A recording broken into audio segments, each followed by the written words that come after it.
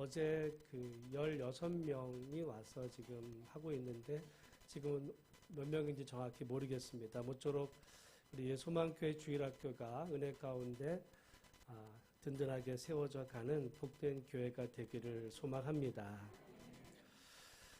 저는 지난주에 그 창세기 1장 1절 말씀, 태초에 하나님이 천지를 창조하셨다는 말씀을 통해 하나님이 누구라고 말씀드렸어요? 왕이시다. 하나님이 주인이시다. 하나님이 이 땅의 모든 것들에 그리고 나아가서는 우리의 생명까지의 주인이 하나님이시다라고 말씀을 드렸어요. 그리고 오늘 이 말씀을 통해 하나님이 지음을 받은 우리 사람들은 어떤 존재라는 거예요? 귀한 존재. 우리 한번 서로 그렇게 축복하며 인사하면 좋겠습니다. 당신은 귀한 존재입니다.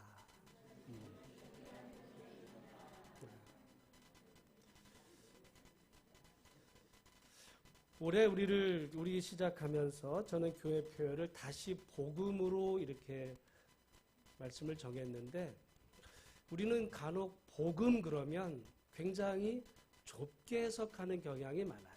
그 복음이 뭐냐? 죄로 인해 죽을 수밖에 없던 우리가 예수 믿고 구원받아 천국 가는 게 복음이지. 그렇게 이제 해석을 하는데 뭐 틀린 얘기는 아닙니다만은 좁다는 거예요. 그거는 마치 꼭 바울 서신만을 통해 보면 그게 복음인 것 같이 여겨지지만 성경은 로마서로부터 시작하지가 않아요. 성경은 어디서부터 시작을 해요? 창세기. 시작이거든요. 어떻게 보면 시작이지만 시작이기 때문에 이거는 그냥 지나쳐버리는 거에 대한 말씀이 아니라 거기에는 이후에 나올 모든 내용들이 다 담겨 있다 해도 과언이 아닙니다. 그래서 만약에 여러분 창세기 1장이 없다면 없고 로마서부터 또는 신약을 읽으면 우리는 하나님에 대해서나 세상에 대해서 굉장히 오해하게 될 가능성이 많아요. 그래서 우리가 올바른 복음이 뭐냐라고 할 때 그건 창세기부터 시작이 해야 되는데 창세기 1장 1절은 그저 우리가 성경을 피면 의뢰 그러려니 하고 넘어가는 구절로 여깁니다.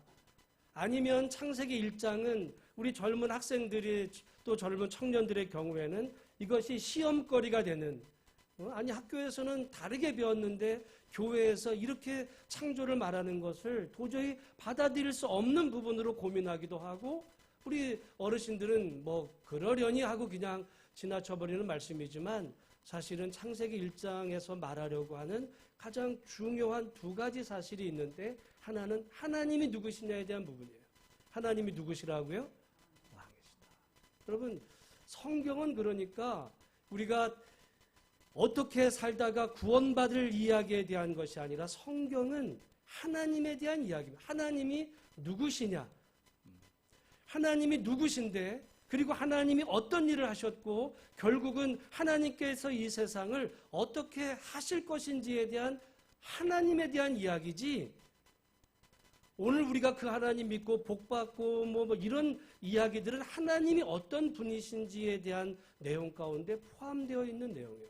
그러니까 여러분 우리가 성경을 보는 이유가 뭡니까? 여기서 무슨 재미를 찾고 교양을 얻으려면 성경 말고도 좋은 책 많아요. 제가 추천해드릴 책들도 많습니다. 더 재미난 책, 어떤 우리 지혜에 도움이 되는 이런 많은 책들 그런 거에 대한 거라면 세상에 많지만 오직 세상에 단 한 권, 이 성경이 세상의 다른 모든 책과 다른 것은 성경에서만이 하나님이 누구신지에 대한 것을 분명하고 정확하게 기록했다라고 하는 사실. 그래서 여러분 이 하나님의 이 말씀 성경을 특별한 계시다, 특별 계시다 이렇게 말씀하고 있는 거거든요. 그런데 그 하나님이 누구시냐? 어떤 분이시래요? 왕이시다. 여러분 그 사실을 항상 기억하고 우리가 만약에 창세기 1장 1절에서 그 사실을 받아들이지 못한다면 1장 2절부터는 읽을 필요가 없어요. 2절부터 읽을 필요가 없어요. 여러분 성경 전체를 읽어놓고서도 하나님이 누구시냐라고 볼 때 여러분 하나님이 왕이 아니 내가 왕이지 내가 주인이지 이 생각을 여러분 만약에 갖게 된다면 성경을 수십 번 수백 번 읽어도 아무런 의미가 없고 1장 1절 한 구절도 읽은 것이 아니라는 사실입니다. 우리가 성경을 읽을 때마다 항상 처음 보게 되는 창세기 1장 1절에서 하나님은 왕이시다. 우리의 생명의 주인이시고 이 땅 모든 것의 이 부분들은 하나님의 뜻 외에 하나님의 뜻과 상관없이 움직여지는 것은 아무것도 없는 하나님의 주권과 섭리 가운데 이 세상이 만들어졌고 이 세상의 모든 역사가 진행되는 하나님이 역사의 주인이시고 모든 만물의 주인이시라는 사실을 분명히 기억할 수 있는 우리 모든 성도가 되기를 주님의 이름으로 축복합니다. 그게 복음의 첫 번째예요. 하나님이 왕이시다. 그리고 두 번째가 뭐냐면 오늘 본문의 말씀입니다.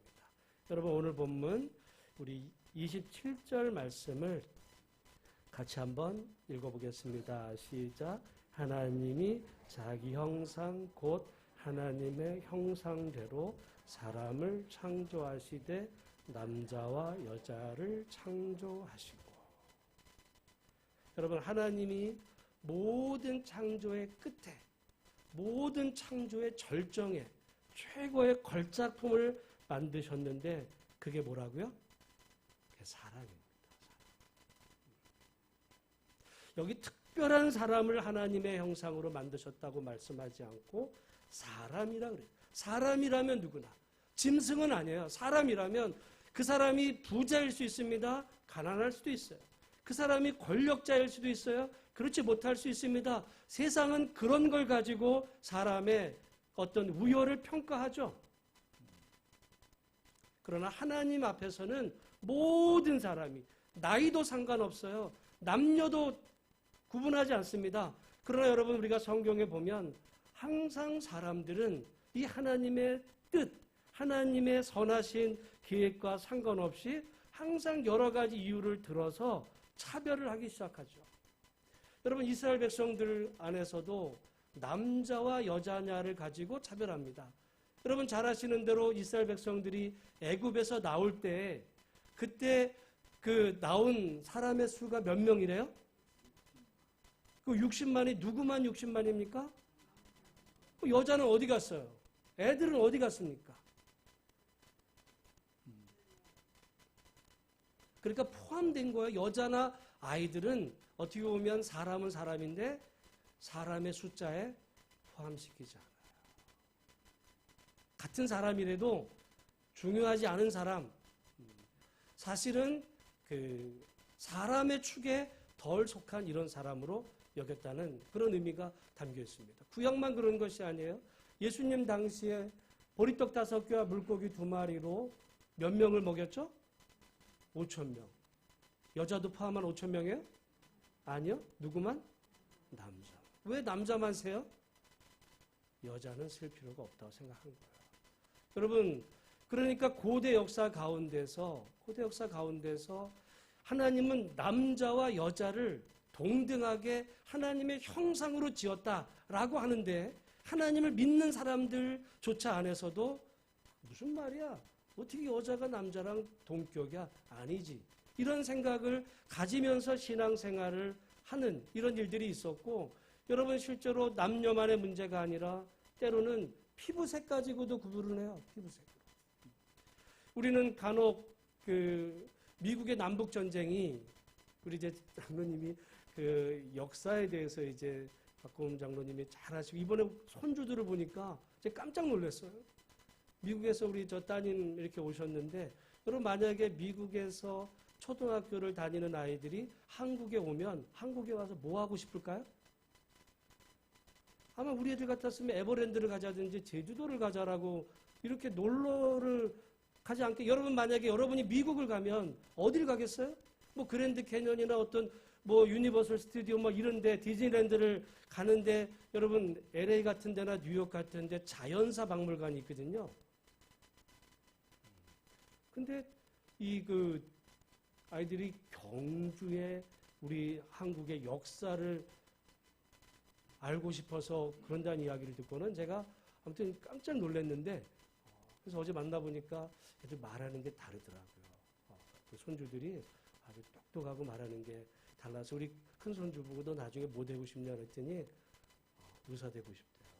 보니까 얼굴이 될 것 같아요. 될 것 같아요. 그 둘째 보고 너는 나중에 뭐 되고 싶냐 그랬더니 작가가 되고 싶다 그러는데 말을 잘하더라고요. 그래서 얘기하다 보니까 반에서 1등을 해요. 미국에서도. 참 그래서 이제 역사 이야기인데 미국의 남북 전쟁이 일어날 때 그 이유가 뭐예요? 흑인 노예 해방이라고 그랬는데 어떻게 보면 흑인들을 사랑해서 어떤 인류애적인 마음 때문이라고 우리는 생각을 하지만 자세히 내막을 들여다보니까 꼭 그거는 아니더라고요. 여러분 그러니까 그 미국의 그 당시에도 흑인에게 투표권을 줬어요. 근데 한 표를 준 게 아니라 0.6표를 줬습니다. 표수가 달라요. 여러분 오늘 한국에서 만약에 남자는 한 표 또는 여자는 0.5표 또는 부자는 만약에 2표 만약에 가난한 사람은 한 표를 준다 이러면 여러분 그게 말이 됩니까? 아마 들고 일어날 거예요 우리는. 근데 미국에서 어쨌든 흑인 노예는 0.6표를 줬어요. 그러다 보니까 북쪽의 이제 공업지대 사람들은 흑인들을 우리 편으로 들여서 한 표를 주면 여러분 자기들 한 표 주는 이런 그 사람들을 지지하려고 하지 않겠어요? 이제 그런 정치적인 목적이 있었던 것처럼 제가 왜 이 말씀을 드리냐면 여러분 하나님 믿는 사람들 가운데서도 피부색 때문에 어떤 하얀 사람들은 한 표, 흑인인 사람은 0.6. 그 벌써 차별이 들어가거든요. 하나님 믿는 그 안에서도 세상에서는 차별과 구별과 때로는 그것으로 인한 여러 가지 갈등이 벌어지는데 성경의 하나님은 어떤 하나님이냐? 모든 사람을 지으시되 그 사람의 피부색과 상관없이 그 사람이 남자와 여자냐 상관없이 그 사람이 유대인이냐 헬라인이냐 이런 거와는 전혀 상관없이 하나님의 지음받은 모든 사람들은 하나님의 뭐로 지음받았대요? 형상으로. 그 의미 가운데는 모든 사람들은 다 어떻대요? 귀하다 이겁니다. 귀하다. 여러분 세상은 그렇게 보지 않아요. 여러분이 가진 그 재물이 어느 정도냐, 재산 가치, 타고 다니는 차가 어느 정도냐, 또는 어떤 가진 권력이 또는 어떤 배움의 정도가 어떠냐에 따라서 사람은 끊임없이 차별을 둡니다. 구분해요. 여러분 뭐 이런 거 의도적으로 구분하지 않아도 가령 저도 어떤 때는 강남에 가 살고 싶어요. 여러분 강남에 가서 살고 싶을 때가 있을 거예요. 나는 강남의 아파트는 줘도 안 가지 이렇게 생각할지는 모르지만 여러분 강남의 아파트 내가 가고 싶어도 갈 수 있어요 없어요? 왜? 너무 비싸. 어쨌든 세상 안에서는요 여러 가지 그 의미 가운데는 사는 어떤 거주 지역 자체가 자기의 소득 수준에 따라서도 구분이 돼요. 끊임없이 이런 일들이 벌어지는 가운데 우리는 마치 그런 일이 자연스럽고 당연하다. 하나님 믿으면 됐지 뭐 그런 일들이 그런 건 당연한 거 아니냐라고 생각할지 모르지만 여러분 성경은 전혀 그렇게 말하지 않아요. 오늘 창세기 1장 26절 이하에 계속하시는 말씀 하나님이 자기 형상 곧 하나님의 형상대로 사람을 모든 사람들은 다 하나님이 지으신 바고 하나님 보시기에 모든 사람들은 다 귀하다. 그것이 여러분 하나님이 왕이시라는 첫 번째와 두 번째 모든 사람들은 다 귀하다. 이것이 성경에서 말하는 복음의 가장 중요한 내용 가운데 있다는 사실이에요. 여러분 그런 의미로 우리 모든 사람들은 다 귀하다라고 하는 사실을 정말 믿음의 눈으로 받을 수 있는 우리 모두가 되기를 주의 이름으로 축원합니다. 여러분 성경에 보면 하나님께서 아무 형상도 만들지 말라고 말씀하세요. 왜 아무 형상도 만들지 말라고 말씀하시는가? 이유가 있어요. 왜냐하면 하나님은 이미 형상을 만드셨어요. 최고의 형상. 그 형상이 누구예요? 사람이에요. 이미 네 옆에 있는 그 사람들이 너도 하나님의 형상이지만 네 옆에 때로는 네가 존경하는 정말 그런 높은 사람도 하나님의 형상이지만 네가 때로는 너보다 못하다고 무시하는 그 사람도 나의 형상이다. 그런데 사람들은 끊임없이 하나님이 만들어 놓으신 여러분 옆에 있는 존귀한 이런 형상들은 외면해버리고 엉뚱한 형상을 만들어요. 그래서 하나님이 만들어 놓으신 형상은 무시해버리면서 도리어 동물로 또는 해와 달, 별들로, 그거는 하나님이 정말 만들어 놓으신 피조물에 불과한 그것을 마치 하나님인 것처럼, 하나님처럼 우리에게 뭔가를 주실 수 있는 그런 대상인 것처럼 그렇게 착각하며 우리가 살아가는 그것을 성경은 우상숭배다. 여러분, 왜 우상숭배를 하게 되는가? 창세기 1장을 읽지 않아서 그래요. 창세기 1장.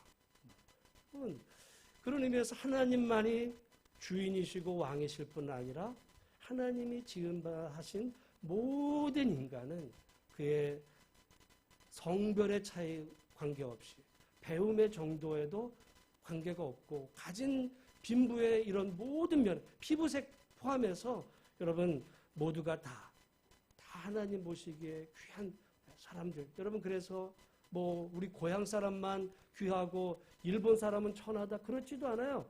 여러분 그런 어떤 아베의 이런 그 극우주의가 굉장히 나쁜 것은 마치 자기 민족만 귀하고 다른 민족은 멸해도 되는 이런 생각들을 가지기 때문에 굉장히 잘못된 겁니다. 모든 인간은 한국 사람이든 북한 사람이든 일본 사람이든 중국 사람이든 다 동등하게 하나님 보실 때는 다 10손가락에 어떤 손가락은 때로 아픈 손가락이 있긴 하겠지만 다 귀한 존재라고 하는 이 사실이 여러분 성경에서 하나님이 선언하시는 복음의 핵심이라는 사실을 분명히 기억할 수 있는 우리 모두가 되기를 주의 이름으로 축원합니다. 여러분 우리가 누구의 형상이래요? 하나님의 형상. 그러니까 여러분 우리는 누구를 닮아가야 합니까? 하나님. 그 의미 가운데 우리가 하나님의 형상이라면 우리가 하나님을 닮아가야지 하나님의 형상이라고 하면서 엉뚱한 것을 닮아가는 경향이 있어요. 그래서 여러분 하나님께서 왜 다른 형상을 만들지 말라라고 하냐면 때로는 우리가 어떤 형상을 만들게 되면 그 형상을 만들고자 하는 그 마음의 동기가 사실은 자기의 그 욕망의 표현입니다. 제가 전에 이런 제 이야기를 말씀을 드린 적이 있었는데 제가 대학에 들어가서 저는 가만히 보면 고3서부터 약간 그 신앙의 갈등과 또 사춘기가 왔던 것 같고 대학교 1학년 때 읽었던 책 가운데 하나가 포이에르바하의 기독교의 본질이라는 책이 있어요. 기독교가 뭐냐? 이 포이에르바하가 말하기를 한마디로 말하면 자기 욕망의 투사입니다. 인간이 뭔가가 바라는 게 있어요. 나는 원하는데 현실에선 이루어지지 않아.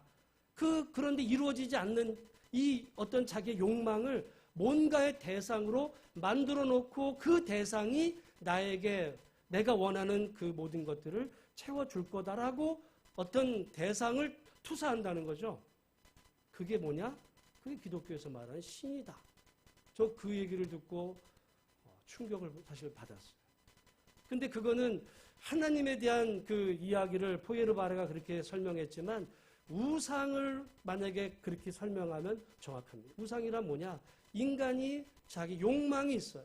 부자가 되고 싶은 욕망 또는 어떤 권력을 쥐고 싶은 그런 욕망, 그 욕망을 그 대상에게 투사하는 거죠. 그래서 그 대상에게 내가 복종하고 내가 그 대상에게 뭔가를 빌면 그 대상이 나에게 내가 원하는 그것을 이루어 줄 거라고 생각하는 그런 마음의 동기들에서 우상 숭배가 나옵니다. 그렇지 않다는 거죠. 그래서 우리가 때로 조심하지 않으면 우리가 기도도 내 욕망의 투사로 말하고 우리가 그렇게 뜨겁게 부르짖고 막 그렇게 하는 것이 단지 우리의 욕망의 표현이라고 한다면 우리 열심히 신앙생활을 하면서 실은 우상을 열심히 섬기는 것과 다를 바가 없을 수 있어요. 그래서 주님은 우리에게 기도를 가르쳐 주실 때도 네가 바라는 것을 뜨겁게 열심히 기도하라 말하기 전에 주님은 하나님의 뜻이 우리를 통해 이 땅에 이루어지기를 위해서 기도하는 내 욕망이 아니야. 하나님의 뜻이 우리를 통해서 이루어지기를 위해서 기도하고 그렇게 살아가는 그것이 우리가 아까 불렀던 축복의 그 통로로 사는 그런 삶이다. 여러분, 그런 의미에서 우리는 그 하나님의 형상으로 지음받은 존귀한 자라고 한다면 우리 한평생을 통해서 우리가 닮아가야 될 대상이 있어요. 누구예요? 하나님. 여러분, 그래서 저는 가끔 말씀을 드립니다. 하나님을 믿지만 말고, 믿는다고만 하지 말고 그 하나님을 닮아갈 수 있는 은혜가 있기를 주의 이름으로 축원합니다. 우리가 때로 잘못하면 하나님 믿어요. 그런데 흑인은 0.6표죠. 하나님 믿어요. 여자는 숫자에 포함시키지 않아. 장애인 포함시키지 않아. 그러고서도 하나님 열심히 믿을 수 있어요. 여러분, 히틀러가 당시 유럽의 2차 대전 전쟁을 일으킬 때 앞장섰던 사람들 가운데 독일의 기독교인들이 있습니다. 하나님의 이름으로 다른 사람을 죽이는 거예요. 하나님의 이름으로. 여러분, 우리 하나님이 과연 그런 분이실까 생각을 해보면 그렇지 않아요. 하나님은 그 독일의 아리안계만 사랑하시고 유대인은 죽이시는 그런 하나님인가? 하나님 여러분, 창세기 1장을 넘어가지 않은 거예요. 창세기 1장 2가지 하나님은 왕이시고 모든 사람은 다 귀하다. 그것이 저는 복음의 정수라고 보고, 여러분 그렇게 하나님을 왕으로 섬기면서 우리 모두는 때로는 여러분 우리 모두 가운데 어떤 사람은 다른 사람보다 더 많이 가진 사람이 있을 수 있고 더 많이 배우거나 또는 더 세상적으로 높은 사람이 있을 수 있어요. 세상에서는 언제나 그거를 차별을 두죠. 누구는 오너고 누구는 거기에 무슨 일용직으로. 감히 세상에서는 그게 넘어갈 수 없는 큰 공백처럼 여겨져요. 그렇지만 하나님 보시기에는 다 귀한 이런 존재. 그냥 그렇게가 아니라 어떤 이론적으로가 아니라 하나님은 다 똑같이. 그래서 심지어 예를 들어 포도원 그 비유를 통해서 진짜 이른 시간에 부름받은 종이나 마지막 11시에 다 문 닫을 때 그 부름받은 그 일꾼에게도 하나님은 동일하게 한 달란트를 주시고 하나님 보시기엔 다 똑같은 존재예요. 다 귀한. 똑같다고 해서 낮은 의미가 다 귀하다는 의미에서의 이런 귀한 존재. 내가 나이가 들고 병이 들고 다른 사람에게 이렇게 자랑하고 내세울 만한 것이 없어서 별 볼 일 없어 보일 때 사람은 굉장히 위축이 들고 자기 비하하는 마음이 있지만 그러나 하나님 보시기에는 하나님은 나를 이 땅의 최고 재벌 못지않게 귀하게 보신다. 어떻게 보면 이 교회에서 헌금 제일 많이 하는 사람을 하나님께서 귀하게 보시고 그렇지 않은 사람은 우습게 여기시는 그런 하나님이 절대로 아니시다. 하나님은 모두를 다 귀하게 보시는 그 하나님의 그 눈으로 여러분이 사람을 대할 때도 그 하나님의 마음으로 하나님을 닮아가는 그 하나님이 성령의 열매거든요. 사랑, 희락, 화평, 오래 참음, 자비, 양선, 충성, 온유, 절제. 하나님의 마음이에요. 성령의 열매지만 하나님의 모습이 그겁니다. 여러분, 우리의 신앙의 연조를 나 몇 대째 예수님 있는 집에서 태어났어. 자랑할 게 없어요. 그래서 그 사람이 어떤 신앙의 삶을 사는 데가 중요하지. 지금 나 직분이 뭐야? 자랑할 거 없는 하나님 앞에서 여러분 하나님이 우리가 하나님 앞에 언젠가 섰을 때 너 몇 대째 집안에서 너 예수 믿었어? 아무 의미가 없어요. 나 신앙생활 몇십 년 했는데 의미 없어요. 하나님이 보실 때는 내가 지금 하나님을 얼마나 제대로 믿고 있는지 하나님은 오직 그것만을 보시고 우리의 믿음을 평가하시는. 세상은 가진 거, 배운 거, 또 제자 훈련해서 안 해도 그만이에요. 다만 우리가 진정 하나님을 왕으로 모시면서 나는 하나님의 형상으로 지음받은 귀한 존재라는 사실을 마음에 품고 그렇게 이웃을 사랑하고 하나님 섬기며 살아가는 우리 모든 성도들이 다 되시기를 주님의 이름으로 축원합니다. 그런 하나님의 형상으로 지음받은 우리가 해야 될 두 가지 일이 있어요. 하나는 우리 28절 말씀 같이 한번 읽어보겠습니다. 시작. 하나님이 그들에게 복을 주시며 하나님이 그들에게 이르시되 생육하고 번성하여 땅에 충만하라 땅을 정복하라. 여기까지 먼저 보면 하나님이 사람에게 어떤 사명을 주셨냐면 생육하고 번성하여 땅에 충만하라고 하신 이 사명. 물론 이게 결혼해서 자녀 낳아라 이렇게도 보겠지만 더 근본적으로 가보면 여러분 때로는 우리가 그냥 생육하고 번성을 했는데 자식은 많아요. 근데 맨날 고민 가운데 근심 가운데 정말 죽지 못해 마지 못해 산다면 그 의미 이거 아닙니다. 하나님이 생육하고 번성해 땅에 충만하고 하는 그 의미 가운데에는 하나님의 형상으로 지음받은 내가 이 땅을 살아갈 때 정말 생명력으로 충만한 삶, 하루를 살아도 정말 기쁨과 감사가 넘치는 그런 삶을 살아가라는 이야기죠. 오늘 우리가 무한 경쟁 시대를 살아가다 보면 정말 때로는 하루하루를 살아남는다는 사실이 힘들 수도 있어요. 미래를 생각해 보면 암담하기까지 합니다. 제가 일부 때는 말씀을 드렸지만 사실 몇 년 전 그 인공지능하고 이세돌하고의 이런 그 바둑 이야기가 한국 사회에 미쳤던 충격은 엄청나게 컸습니다. 그 이전까지만 해도 인공지능 별로라고 생각을 했는데 여러분 이세돌이 그 한판 이긴 것이 인간이 인공지능을 이긴 처음이자 마지막이 된다라는 이야기 아니에요. 지금 가만히 보면요. 저도 그래서 가끔 이 바둑 이제 이렇게 두는 거를 볼 때가 있는데 지금 세계 1위가 커제거든요. 중국에 2위가 박정환이고 3위가 이제 신진서 이런 사람들인데 커제도 인공지능한테 이겼어요? 못 이겼어요? 한 판도 못 이겼어요. 한 판도 못 이겼어요. 그리고 지금 몇 년이 흘렀어요. 게임이 안 됩니다. 지금 가만히 들어보면 바둑 이렇게 해석하는 분들이 뭐라고 그러냐면 지금 프로 기사들이 바둑을 누구한테 배우는지 아세요? 인공지능한테 배워요. 그래서 꼭 포석 두고 이렇게 하면 인공지능이 두는 방식대로 둡니다. 옛날에는 전혀 생각하지 않았던 그런 일들을 인공지능한테 배워요.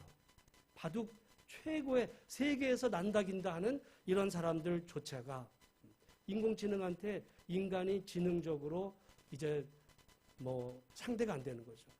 혹시 골프를 치시는 분들 가운데 홀인원을 여러분 아마 평생에 한 번 하기가 쉽지 않다고 그래요.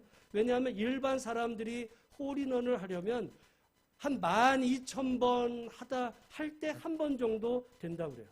그래서 홀인원 할 확률이 보통 사람 12,000분의 1입니다. 프로 기사는 3,000번을 쳐야 3,000번에 한 번 될까 말까 3,000분의 1이에요.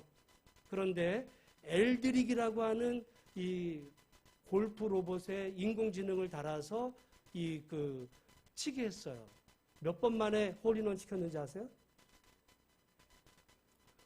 5번 만에 했습니다. 5분의 1. 프로 기사는 3,000분의 1인데 골프 로봇 인공지능은 5번에 한 번. 사람이요 더 이상 인공지능을 상대할 수 없는 이런 시대가 앞으로 오게 되면서 많은 미래학자들이 말하죠. 그래서 요즘 그 유발 하랄이라고 하는 히브리대 교수 아주 한국의 책도 잘 많이 번역하는 분이 있는데 향후 30년 내에 직업의 절반이 사라질 거고 2070년에는 70억 명의 사람들이 할 일이 없는 세상이 온다 이렇게 얘기해요. 제가 다음에 일에 대한 이야기도 말씀을 드리겠지만 여러분 사람이 일자리가 없다. 할 일이 없다는 것이야말로 얼마나 사람을 비참하게 하는데 나중에는 인공지능이 모든 것을 대체하는 이런 시대도 온다 할 때 사람이 산다는 것이 정말 괴로운 이런 시절을 우리가 맞이할 수도 있는데 오늘 하나님은 뭐라고 말씀하시냐? 그런 세상이 올지라도 너희는 생육하고 번성하여 땅에 충만할 만큼 생명력으로 충만한 삶을 살아라. 여러분 하루하루 우리가 살아가는 삶에서 때로는 인생의 끈을 놓아버리고 싶은 이런 절망의 순간들도 올 수 있어도 하나님이 우리를 창조하신 이 세상 가운데서 포기하지 말고 말하자면 살아남으라는 거예요. 살라고. 하나님이 주신 그 생명력을 가지고 살아남아라. 지금 그것이 오늘 우리에게 주시는 축복이면서 그것은 사명이기도 합니다. 사명이요. 오늘 그런 의미로 오늘 하루를 사시고 또 하루가 시작이 됐는데 또 어떻게 살아야 되지? 뭐 일주일 다 갔는데 뭐 또 뭐 별거 의미 없이 뭐 한 주 갔네, 뭐 1년 지났네. 여러분, 살 때 의미 없이 사는 것이 아니라 하나님은 우리에게 한 번뿐인 생명을 주신 하나님, 우리가 이 땅을 살아가면서 정말 생명력으로 충만한 그런 삶을 하루 사시고 한 주간, 한 달, 1년 그렇게 해서 우리 한평생을 하나님이 우리에게 주신 이 한 번뿐인 이 생명을 그렇게 하나님의 뜻에 합당한 믿음으로 사시는 은혜가 있게 되시기를 주의 이름으로 축원합니다. 우리 인간이 살아야 될 해야 될 첫 번째 사명이 살아남아야 된다고 하는 거와 두 번째는 28절 말씀인데 다시 한번 같이 한번 읽어보겠습니다. 시작. 하나님이 그들에게 복을 주시며 하나님이 그들에게 이르시되 생육하고 번성하여 땅에 충만하라 땅을 정복하라.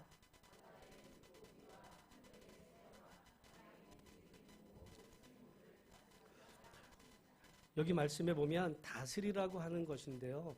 다른 말로 하면 너만 살지 말고 하나님이 지으신 이 세상이 잘 살아갈 수 있도록 다른 생명력에게도 생명체에게도 귀하게 여기면서 그렇게 돌보는 사명을 감당하라 주신 사명입니다. 우리가 만약에 인간이 잘못 생각하면 이거 하나님 우리에게 주셨으니까 인간이 마음대로 사용해도 되는 거 아니야? 여러분, 아니라는 거예요. 너만 살지 말고 다른 생명체도 살아야 될 뿐만 아니라 네 당대만 살지 말고 네 후대들도 살 수 있는 그런 세상을 만들어내라. 이것이 인간에게 하나님께서 주신 축복이면서 그거는 사명이에요. 여러분, 만약에 부모가 있어요? 아니 뭐 자식들이야 뭐 지들이 알아서 살겠지. 그러고서 그냥 부모가 그냥 그 인생을 뭐 허랑방탕하게 다 하고서 자식에게 빚더미만 물려주고 만약에 부모가 떠났다고 한다면 자식이 그 부모 바라보면서 뭐라 그러겠어요? 여러분, 그렇게 살지 말라는 거예요. 오늘 우리가 살 때 생명력으로 충만한 삶을 살 때 너만 그렇게 모든 혜택을 누리며 살지 말고 내 후대들도 살만한 그런 세상을 만들어내는 그런 삶을 살아라. 인간만 사는 세상 만들지 말고 같이 하나님 만들어 놓으신 동물들도 더불어 살 수 있는 그런 세상 만들어내라. 여러분, 그렇게 하려면요 불편합니다. 불편해요. 여러분, 지금 우리가 에어컨 틀고 전기 싸게 쓰죠. 이게 다 그 전기를 어디서 만들어내잖아요. 어디서 만들어내요? 우리나라 지금 원자력 발전을 합니다. 지금 일본의 그 원자력 문제가 터졌잖아요. 제가 요즘 최근에 일본의 이런 내용들을 보면서 전에 몰랐던 내용을 깜짝 놀랐어요. 지금 아베 총리 이전에 그 대지진이 날 때 일본의 총리가 간나오토 총리였는데 이 사람은 정말 아베보다 좋은 분이었어요. 근데 제가 얼마 전에 그 기사를 이렇게 그분 인터뷰하는 거를 들었는데 깜짝 놀랐던 게 뭐냐면 그분이 총리였는데 일본의 수상이었는데 그 후쿠시마 원전의 이런 그것이 폭발할 거라고 하는 정보를 전혀 보고를 받지 못했어요. 항상 사람들 안전하다, 뭐 괜찮다, 뭐 우리가 다 책임 말로만 그랬지 수상조차 보고가 안 돼서 전혀 모르고 있다가 터져버렸습니다. 여러분, 뭐 지금 이제 뭐 후쿠시마 무슨 그 농산물 이런 얘기가 나오는데 자세히 들어가서 보면 거기 지금 이 오염된 이것을 처리하는데 엄청난 돈이 들어가요. 그래서 심지어 지금 최근에도 이런 얘기 나왔잖아요. 거기 그 방사능에 오염된 이 오폐수들을 바다에 버린다. 그거 국제적으로 심각한 문제가 되는 거예요. 그 피해가 우리에게도 오고 되고. 왜 그러면 버릴 수밖에 없는가? 그게 돈으로 관리가 안 되고 어마어마한 돈이 들어. 그러면서 간나오토 총리가 말하기를 만약에 한국에서 여러분 일본의 후쿠시마는 그래도 사람이 주변에 살아도 밀집 지역이 아니에요. 근데 우리 한국은 원자력 주변이 밀집 지역입니다. 한 개만 이 한반도에 후쿠시마에서 터진 것 같이 한 개만 터져도 한국은 멸망할 겁니다. 일본의 간나오토 총리가 인터뷰하는 걸 들었어요. 자기는 그걸 그 터지면서 총리에서도 물러나야 됐고 두고두고 후회가 돼요. 그러면 자기네 지금 일본에 일어나는 일들을 보면서 어떻게 보면 지금 당장은 편해요. 근데 그 모든 이 짐들이 이제 후대에게 다 빚으로 누적이 되는 거거든요. 오늘 우리 당대는 편하게 쓰지만 우리 후대는 그거를 책임져야 되는, 만약에 그 중에 하나만 터져도 여러분 그 대한민국은 그 자체로 뭐 북한하고 핵전쟁 얘기할 것도 없어요. 핵폭탄 터진 거예요, 거기서. 더 이상 사람이 살 수 없는 이런 세상에 오는 이런 시대를 우리가 살아가면서 오늘 하나님 말씀하시는 거, 너 생명력이 충만한 삶을 살아. 그러나 너만 살지 말고 네 주변에 그리고 내 후대까지도 사람 살만한 그런 세상을 살아내야 하는, 그것이 오늘 하나님 믿는 사람들에게 하나님께서 맡기신 사명인 거예요. 이거 감당하는 거는 쉬운 일이 아닙니다.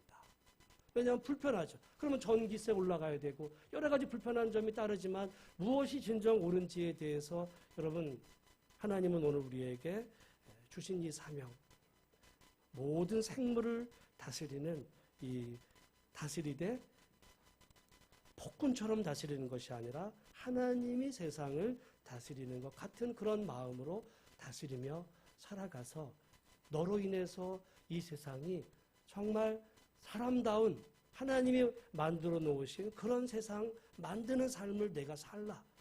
그것이 창세기에 하나님께서 우리에게 주신 축복이며 그것은 사명입니다. 오늘 여러분 저는 그래서 복음이 꼭 내가 예수 믿고 죽어 천국 가는 이런 좁은 복음이면 뭐 후쿠시마처럼 터지든 말든 뭐 나만 편하게 먹고 살다 그냥 가면 되는 거지, 나 천국 가면 되는 거지, 여러분 무책임한 거예요.